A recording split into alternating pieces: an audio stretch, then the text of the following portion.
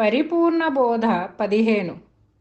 తననొకటి దప్పదీసిన తనువు జగంబేడలేదు దగదెలియుమిని తనువింద్రియ విషయంబులు ఘనమగు సుఖ దుఃఖమెవని కనుభావ మౌర తానుండుల్ల కైపాయే గదరా తనువుతో తోచిన తన కల్మి మృష చేసి తనువుతో తోచిన తన కల్మి మృష చేసి తనలేమి నిజముగా తాను భావించిన వెనుక తను తానన్ననెవ్వరు గనుటకెవ్వరు లేరు మీదట అనిశముగనొక రీతి కదలని అచలముండును ఉంటే ఏవని కనుభావ మౌర తానుండుల్ల కైపాయే గదరా. జై నిజ గురుభ్యో నమః. శ్రీ నిజానంద పోలోజు వీరయాచార్య విరచితంపైన శుద్ధ నిర్గుణ భరతత్వ బోధామృత కందార్థ దరువులలో పరిపూర్ణ బోధ యందు ఈరోజు మనం 15వ కందార్థం. దీనిలో ఈ తనువు జగము నేను అవి ఎలా ఉల్లక్కి అవుతాయి అనేటువంటి విషయాన్ని, అంటే భ్రాంతిరహిత విధాన పద్ధతిని తెలియజేస్తూ ఉన్నారు పెద్దలైనటువంటి వారు. శిష్య, తననొకటి దప్ప దీసిన తనువు జగం బేడలేదు దగదెలియుమీ. ఎట్టంటే తననొకటి తప్ప అంటే తప్పక తనను తీసేటువంటి విధానం. తనను తీయటం అంటే ఏంటి? నన్ను తీయటం అంటే ఎలా? అది నన్ను ఎలా తీయగలరు?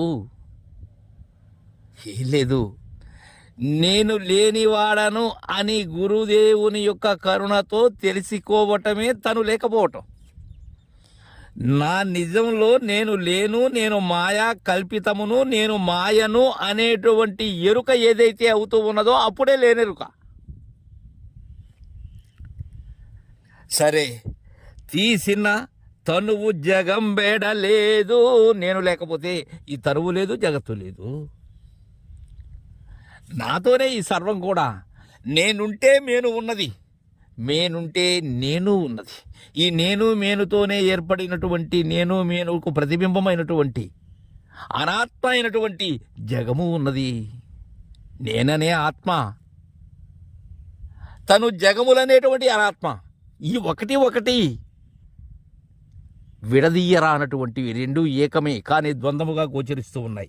యాడలేదు దగదిలియుమి నీ తను వింద్ర విషయంబులు ఘనమగు సుఖ దుఃఖమెవని కనుభావ మౌరా తానుండుళ్ళ కైపాయ గదరా. నీ తను ఇంద్రియ విషయంబులు, నీ ఇంద్రియ విషయ భోగంబులు ఏవైతే ఉన్నవో, ఇంద్రియ తతితో నీ యొక్క ఘోరమైనటువంటి సంసారం కూలిపోతుంది. అది లేనిదవుతుంది, అది ఉళ్ళకవుతుంది. విషయంబులు ఘనమగు సుఖ దుఃఖములు. సుఖము చాలా గొప్పదిగా భావన చేస్తూ ఉన్నావు, దుఃఖము ఇంత దుఃఖము ఎవరికీ రాదు అనుకుంటూ ఉన్నావు. ఇవన్నీ కూడా ఏంటివి? మాయలాటలు, మాయల మళ్ళీ కథలు. ఈ కథలన్నీ పరిపూర్ణ బోధలో మాత్రమే సమాప్తం, లేకపోతే సమాప్తం కావు. పిల్లలు పెడుతూనే ఉంటాయి, మొగ్గలు తొడుగుతూనే ఉంటాయి. నేననేది లేనప్పుడు ఈ శరీర జగములు లేవు, తెలివి లేదు. నేననేదే తెలివి. అవి ఎవరికి అనుభవం? ఈ సుఖ దుఃఖములు, ఈ ఇంద్రియ విషయములు, ఈ జగత్తు. ఇక అనుభవం ఉన్నదా? నేనే లేనప్పుడు అనుభవం ఎక్కడ ఉన్నది? తానుండుళ్ళ కైబాయే గదరా. తాను ఉన్నది ఎలా ఉన్నది?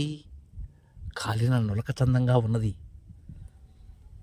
కుబుసం వీడిన సర్పం కుబుసం ఎలా ఉన్నదో అలా ఉన్నది. తలచించిన పత్రంలాగా ఉన్నది. తానుండుళ్ళకైపాయే గదరా. తనువుతో తోచిన తన కల్మి మృష చేసి తనలేమి నిజముగా తాను భావించిన. ఇక్కడ భావన ఎలాంటి భావన అంటే ఈ షోడశి విచారణలోనే ఇది సరిగా బోధపడాలి, అలా దృఢత్వం చెందాలి. దృఢత్వం చెందకపోతే కుదరదు ఇది. తన లేమి నిజముగా తాను భావించిన, ఎప్పుడు భావిస్తాడు తను లేమి అని? తను లేనిదని, నేను అనేటువంటిది ఒక తెర మాత్రమే, అది లేని మాయ అని ఎప్పుడు భావిస్తాడు? ఉన్నదానిని చూసినప్పుడు. అప్పటి వరకు ఇది దృఢమే. తనువుతో తోచిన తన కల్మి, తనువుతోనే తోస్తూ ఉన్నది కల్మి. ఏ కల్మి? అండపిండ బ్రహ్మాండములైనటువంటి సమస్తము కూడా నా ఆవరణమంతా నా కలిమి. ఇదే దీనికి తీర్పు మాట. నా ఆవరణమే నా కలిమి. నాతో ఆవరించుకుని ఉన్నది ఏదైతే ఉన్నదో అదే నా సంపద. దాన్ని మృష చేయాలి అంటే తనలేమి తెలియాలి. అది లేనిది అని దృఢం కావాలంటే తాను లేనిది అనేటువంటి విధానాన్ని గురుదేవుని ద్వారా పొందాలి ఆయన అనుగ్రహంతో. లేకపోతే తాను శాశ్వతమే, తాను బ్రహ్మమే.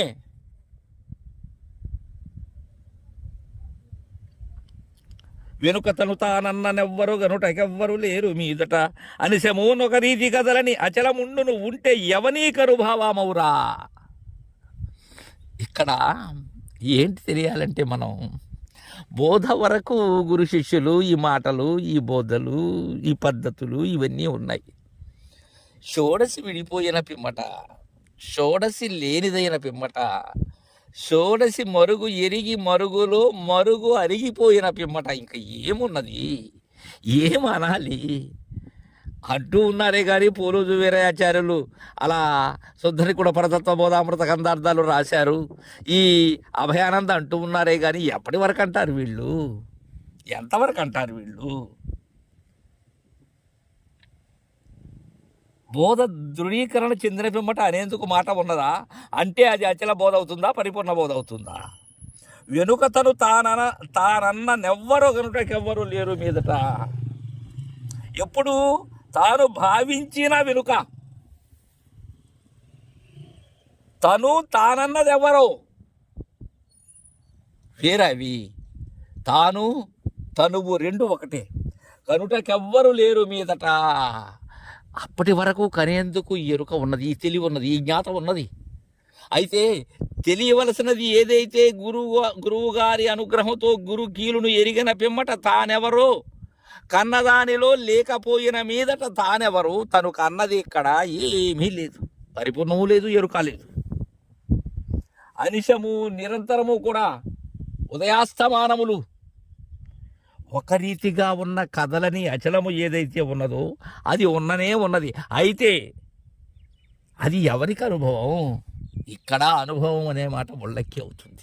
నేనుంటే అనుభవం, నేనే లేనప్పుడు అనుభవం ఎక్కడున్నది అని మనకు చక్కగా నిర్ధారణ చేశారు. ముఖ్యంగా ఏం చెప్తున్నానంటే, ఈ పద్యములు, ఈ కందార్థములన్నిటితో పాటు మన గురుదేవుని అనుగ్రహంతో మనం ముందుకు సాగాలి. లేకపోతే ఇవి అందవు. ఈ పరిపూర్ణ బోధ మీ గురువాక్యంతో, మీరు పొందినటువంటి స్థితితో తులనాత్మకం చేసుకోండి, సులభంగా ఉంటుంది.